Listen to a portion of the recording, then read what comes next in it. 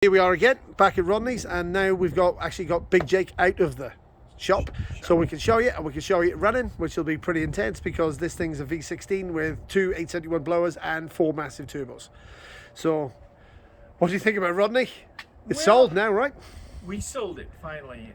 It has been a labor of love. It's been a lot of work. It's almost been a 9-year project to get it to finally run, drive, steer, stop, function, and you just don't realize all the work that goes into each one of those categories that you need to have a good running, driving, functioning, awesome looking truck, you know. But this one finally holds good oil pressure. The problem was cooling this big motor.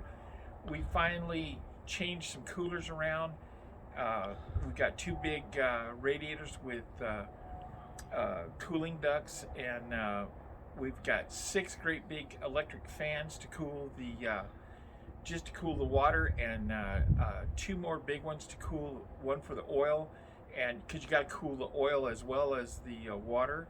And now we've got the transmission cooler, because the transmission with this much horsepower tends to build heat, and we got those in a good location finally.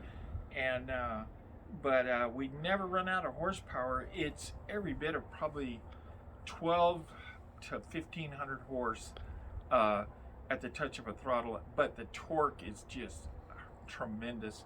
Even at half throttle, this thing just starts boiling the back tires, but you don't even know you're doing it. You're just thinking you're going down the road, but the tires are literally smoking.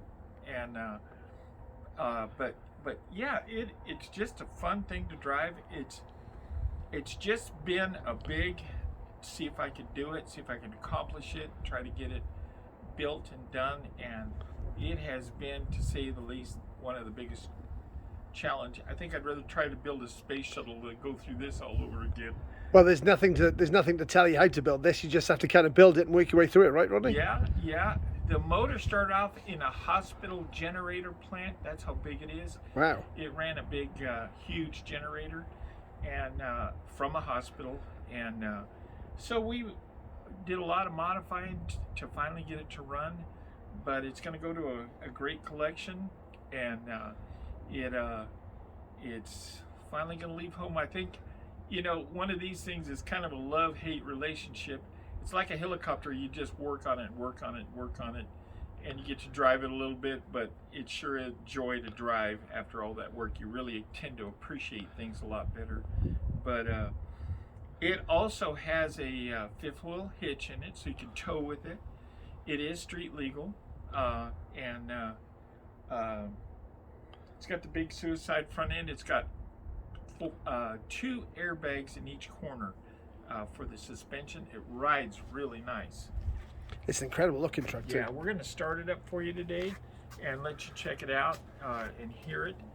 And it's definitely got the Detroit sound, and it's pretty fun.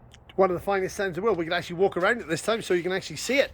Yeah. So it was tight. It was tight in the shop last time, so we couldn't show you really too much about it. But the awesome Barris-inspired scoops, same as off the Dragula. Dracula, correct. Yep. So these were the ones designed by Barris for the Dragula, and I think the Munster's car as well. The coach had it as well, didn't they? No, they didn't. That one had Webers on it. Oh yeah. Original car. Yeah. That's super cool. The Draculas definitely have these. Check this out. It's a beautiful design. It's just everything is upscaled. Everything is Been big. chopped, channeled. The cab's been. It's like everything's been messed with on this. Every single part of it is changed, and it's just, honestly, it's intense looking at it. It's an immensely cool looking thing. Everything.